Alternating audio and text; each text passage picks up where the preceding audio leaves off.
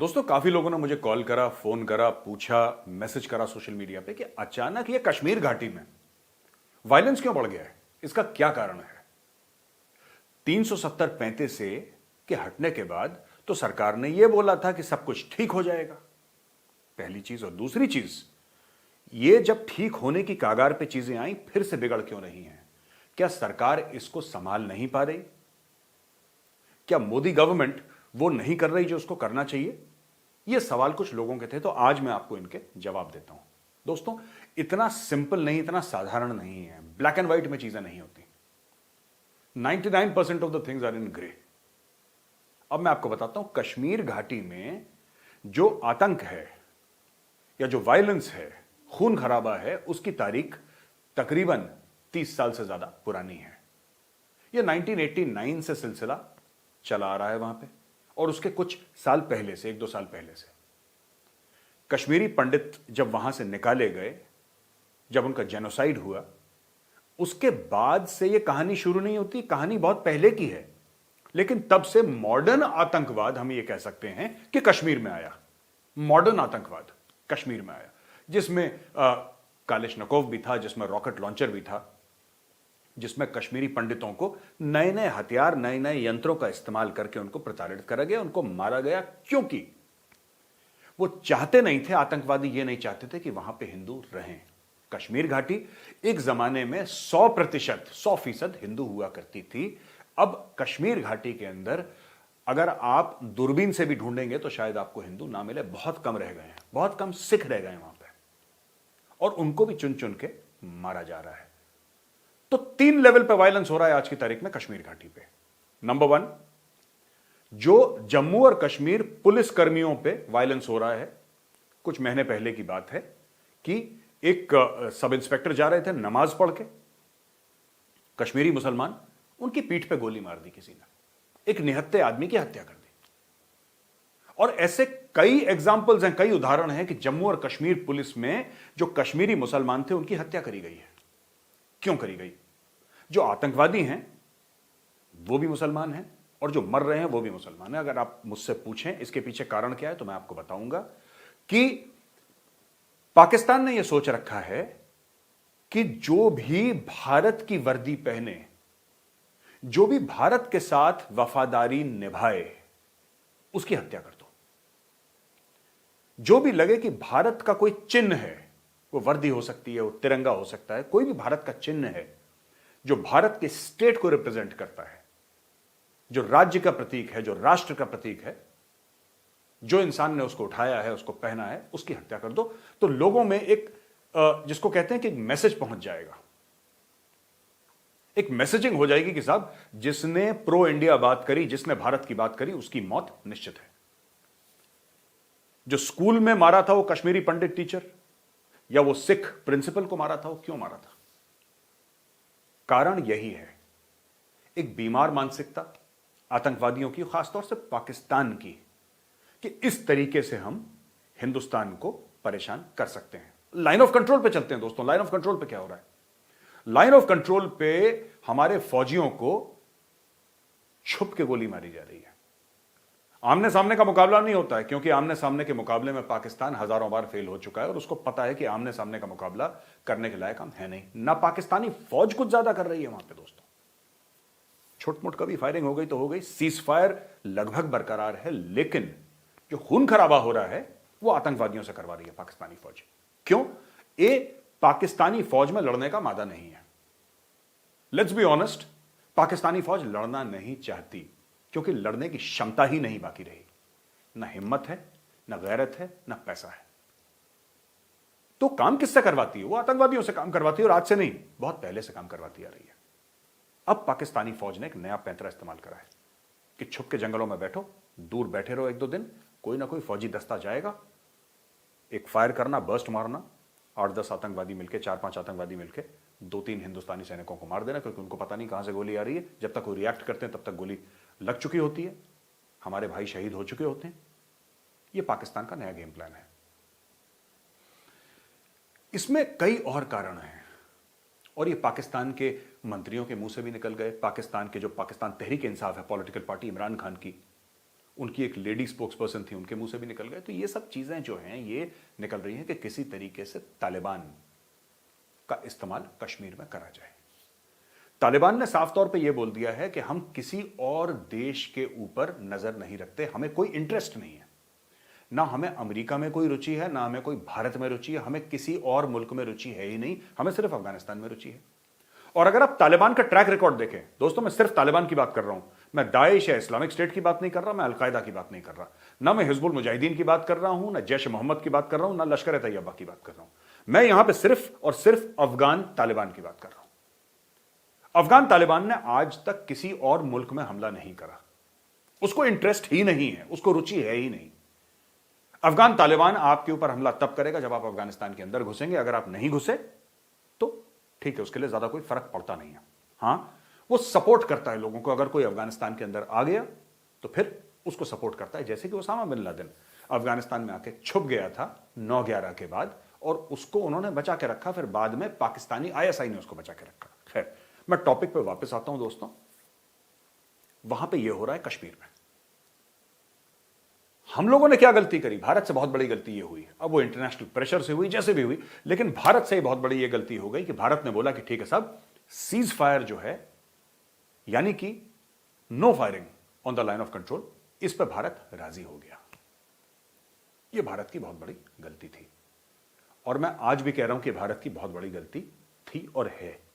क्यों दोस्तों? अगर आप पाकिस्तान का नक्शा देखेंगे तो आप यह देखेंगे कि पाकिस्तान के 2 बड़े बॉर्डर हैं। एक ड्यूरन लाइन जो कि अफगानिस्तान के साथ पाकिस्तान का बॉर्डर है, और दूसरा लाइन ऑफ कंट्रोल जो कि भारत के साथ है। एक पड़ता है पश्चिमी ओर पे, एक पड़ता है पूर्वी ओर पे, यानी कि वेस्ट एंड द ईस्ट।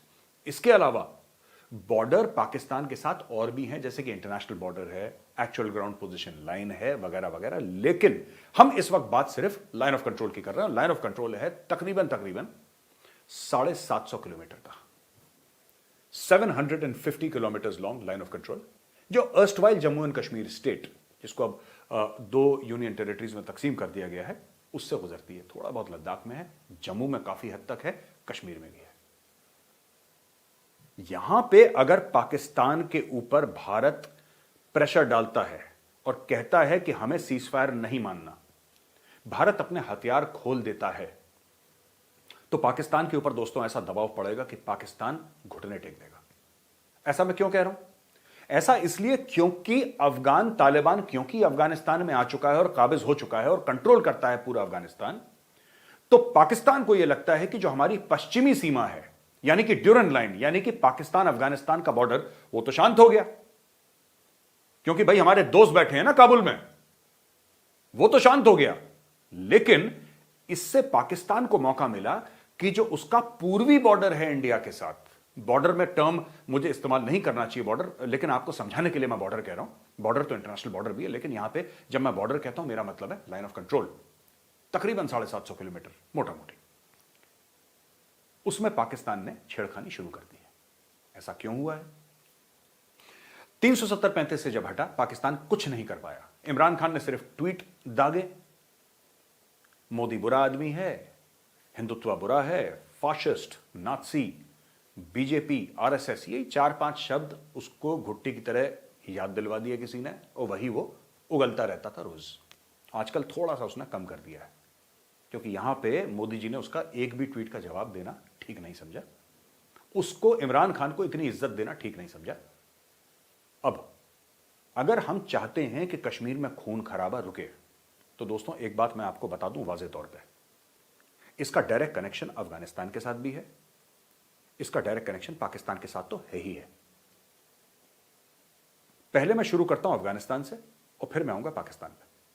दोस्तों बात ऐसी है कि अफगानिस्तान में जो अभी वायलेंस चल रहा है शियाओं के खिलाफ, कल ही पता लगा कि एक बार फिर मस्जिद में बम फोड़ा और जिसमें 37 लोग मारे गए। उसके पहले 50 या 100 कितने मुझे याद भी नहीं है, इतने लोग मारे गए थे अफगानिस्तान में अभी हफ्ता 10 दिन पहले, और फिर अटैक हो गया कल। तो दोस्तों ये जो चीजें हैं ना, हमें एक बात समझनी पड़ेगी, अफगानिस्तान में ऐसा क्यों हो रहा है? ये सब अफगान तालिबान की शय पे हो रहा है। ये कर कौन रहा है? इस्लामिक स्टेट कर रहा है, दाइश। और ये अफगान तालिबान की शय पे क्यों हो रहा है? क्योंकि इनकी आइडियोलॉजी इनकी आइडियोलॉजी, इनकी सोच एक है। हो सकता है कि अफगान तालिबान के टारगेट्स कुछ और हों, अफगान तालिबान कुछ और करना चाहता हो, दाइश कुछ और करना चाहता हो, अलकायदा कुछ और करना चाहता हो, यह भी मुमकिन है।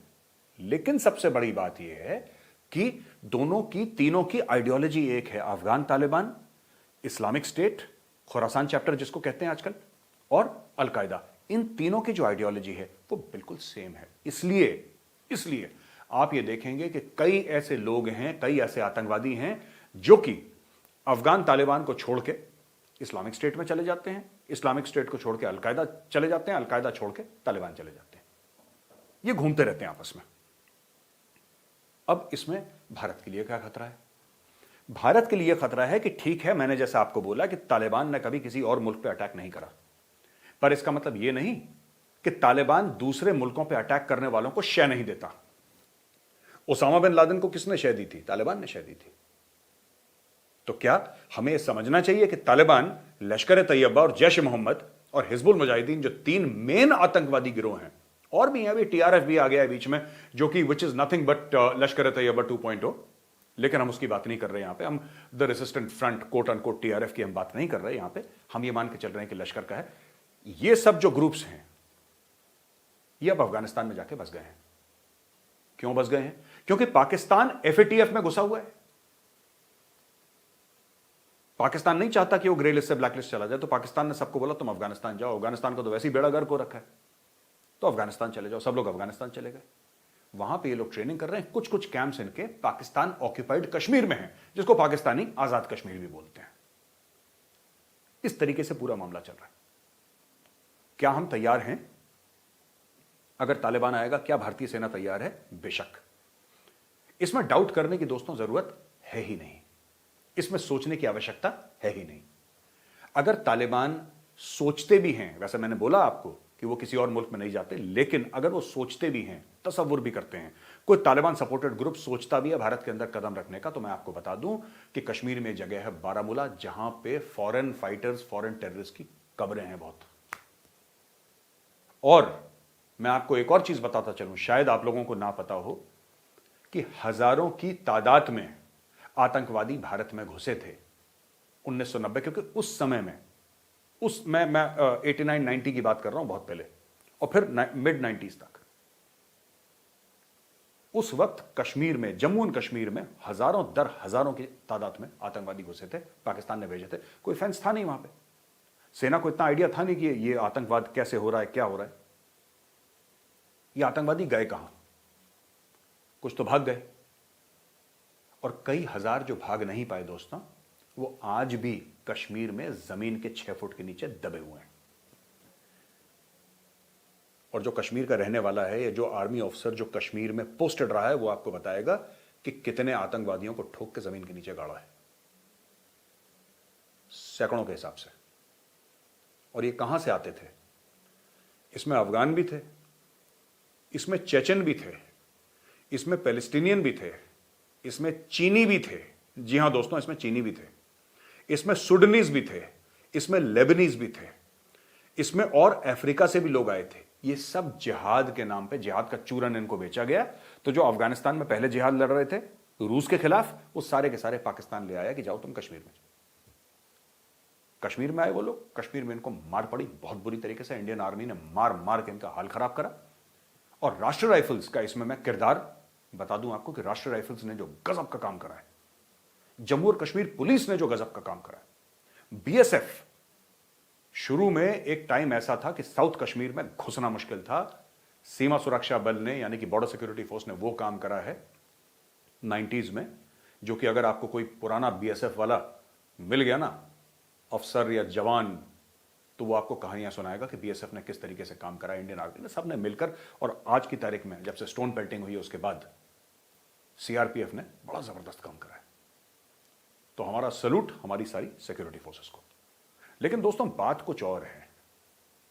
ये करवा कौन रहा है, पहले मैं आपको ये बता दूं। ये मैं अक्सर कहता हूं, लोग कहते हैं साहब, मेजर साहब ये बड़ी कंट्रोवर्शियल आप बात कह रहे हैं, आप गलत बात कह रहे हैं, सरकार कुछ और कह रही है। नहीं, बात वो नहीं है। ये मेरा खुद का एक बयान है, मेरी खुद की सोच है, और मैं इस पर अडिग हूं, मैं इस पर अड़ा हुआ हूं, क्योंकि मुझे पता है कि मेरी सोच सही है। दोस्तों साफ सीधी बात है, क्लियर है। जो विलेन है, जो इसमें असली बुराई या भारत का जो भारत के अंदर खून खराबा करवा रहा है, वो लश्कर तैयबा, जैश ए मोहम्मद, हिजबुल मुजाहिदीन नहीं है। गलती लश्कर तैयबा की नहीं, गलती पाकिस्तानी फौज की है दोस्तों। लश्कर तैयबा वाला तो सिर्फ ट्रिगर दबाता है, जैश ए मोहम्मद वाला सिर्फ इंप्रोवाइज्ड एक्सप्लोजिव डिवाइस यानी कि आईईडी फाड़ता है। पुलवामा में हमारे सीआरपीएफ के 40 भाई वीरगति को प्राप्त हुए। करने वाला कौन था? जैश ए मोहम्मद। ठीक है, जैश ए मोहम्मद जो कि कश्मीर के अंदर ऑपरेट करता है। आदिल अहमद डर जो सुसाइड बॉम्बर था, वो जैश ए मोहम्मद का था, लोकल कश्मीरी लड़का। उस आतंकवादी ने हमारे 40 भाई शहीद कराए। लेकिन हमने चाहे बालाकोट करा हो, हमने चाहे सर्जिकल स्ट्राइक्स करी हो 2016 में, कहीं पर भी XYZ हमने जो काम करा हो, हमने इनको एंटी टेररिस्ट ऑपरेशंस बताकर हमने ये काम करा। एंटी टेररिस्ट ऑपरेशंस यानी कि आतंकवादियों के खिलाफ हम लोग ऑपरेशंस कर रहे हैं। लेकिन आतंकवादी कौन है? मैं नहीं मानता कि लश्कर तैयबा, जैश ए मोहम्मद, हिजबुल मुजाहिदीन आतंकवादी। मैं मानता हूं कि पाकिस्तानी सेना आतंकवादी है।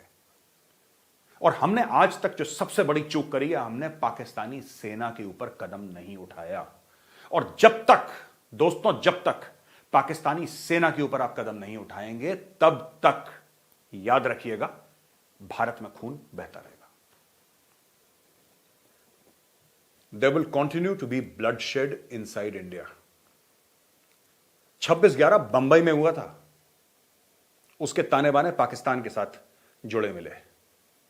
अक्षरधाम मंदिर पे अटैक हुआ था, हमारी पार्लियामेंट पे अटैक हुआ था। लोग तो भूल जाते हैं ना, लोग भूल जाते हैं, आप सब लोग भूल जाते हैं, मैं भी भूल जाता हूं, राइट?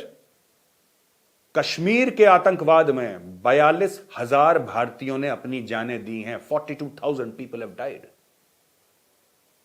कितने हजारों लोग so called quote unquote Khalistani terrorism में, खालिस्तानी मूवमेंट जिसको कहते हैं, जो एक्चुअली टेररिज्म थी, उसमें पंजाब में लोग मारे गए। ये सब करवा कौन रहा है? पाकिस्तान करवा रहा है। क्या पाकिस्तान को हमने खामियाजा भुगतने पे मजबूर करा? क्या हमने बोला कि पाकिस्तान इसका दाम देगा? जो 300 आतंकवादी मारे थे ना बालाकोट में इंडियन एयरफोर्स ने, वो आतंकवादी थे, जैश ए मोहम्मद और कुछ लश्कर के थे, वो आतंकवादी थे। जो हमने सर्जिकल स्ट्राइक्स करी, वो भी हमने आतंकवादियों के खिलाफ करी। लेकिन the head of the snake, the head of the snake करवा कौन रहा है? करवा कौन रहा है भाई? हुक्म कौन दे रहा है उनको?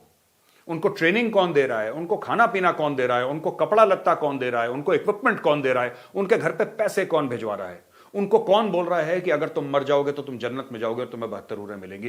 कौन उनको बोल रहा है कि मैप रीडिंग कैसे करते हैं? कौन उनको आईडी बनाना सिखा रहा है? कौन उनको स्नाइपिंग सिखा रहा है? कौन उनको मैप रीडिंग सिखा रहा है? कौन किस तरीके से उनको एक फौजी तरबियत, फौजी ट्रेनिंग दे रहा है और बोल रहा है कि जाओ, हम तो लड़ेंगे नहीं भारतीय सेना से, हमारे बस का नहीं, तुम जाके लड़ो, हम तुम्हें पैसे देते हैं। यही काम पाकिस्तान कर रहा है। और जब तक आप पाकिस्तानी आर्मी को कॉस्ट्स एंड कॉन्सिक्वेंसेस यानी कि दाम और नतीजा, हर एक चीज का दाम होता है दोस्तों, हर एक चीज का दाम होता है और हर एक चीज का नतीजा होता है।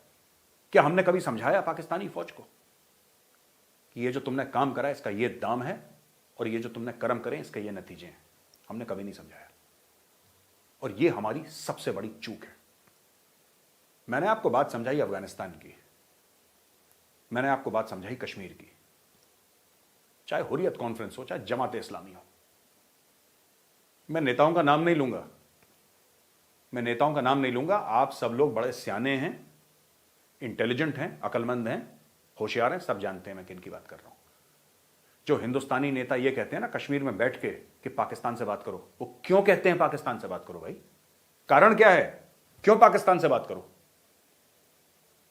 क्योंकि पाकिस्तान से उनकी राजनीति चलती है। यहां पर उन्होंने एक छोटी सी कॉन्स्टिट्यूंसी 1, 2, 3, 4, 5% के लोगों की कॉन्स्टिट्यूंसी बना के रखी है। और मैं 2, 3, 4, 5% क्यों कह रहा हूं, आप जरा देखिए, वेबसाइट पे जाइए, चेक करिए इलेक्शन कमीशन की वेबसाइट कि जब ये लोग चुनाव लड़ते हैं तो कितने परसेंटेज लोग वोट देने आते हैं। वो तो अब 370-35 से हटने के बाद जो लोकल बॉडी इलेक्शंस हुए थे जिसमें 70-80% लोग आए थे। पहले कितने परसेंट लोग आते थे? आप देखिए, फिर आपको पता लगेगा कि मैं 2, 3, 4, 5% क्यों बोल रहा हूं, उसका लॉजिक क्या है। तो दोस्तों, मैं आपको यह समझाने की कोशिश कर रहा हूं कि चाहे परेशानी अफगानिस्तान में हो, चाहे परेशानी आपके श्रीनगर में, कश्मीर में हो, उस परेशानी की जननी, उस खून खराबे की जननी पाकिस्तान है। देखिए साहब, मैं अक्सर ही एग्जाम्पल देता हूं, अक्सर ही उदाहरण देता हूं, आज मैं फिर से एक उदाहरण देता हूं आपको। यह साफ सीधी बात है। मैं इस कमरे में बैठा हूं और बगल के कमरे में एक नल खुला हुआ है जिससे पानी गिर रहा है। वो पानी बहते बहते मेरे कमरे में आ रहा है और मेरा सामान गंदा कर रहा है। मैं वाइपर लेता हूं, पोछा लेता हूं, उस पानी को वापस धकेलता हूं। क्या होता है? 5 मिनट के बाद दोबारा वो पानी आता है। मैं फिर पोछा और वाइपर लेता हूं, फिर पानी को वापस धकेलता हूं, फिर पानी आता है। वही पानी आता है, मैं वापस पानी को डालता हूं, फिर पानी आता है। ये पानी कब रुकेगा? ये पानी कब रुकेगा दोस्तों? ये पानी तब रुकेगा जब मैं अपनी कुर्सी से उठूंगा, दूसरे कमरे में जाऊंगा और नल को बंद कर दूंगा। तब मुझे बार बार ये वाइपर का ये ड्रामा करने की जरूरत नहीं पड़ेगी। यही मैं आज आपको समझाने की कोशिश कर रहा हूं। जो कश्मीर में हमारे भाई मारे जा रहे हैं, हमारी बहनें मारी जा रही हैं,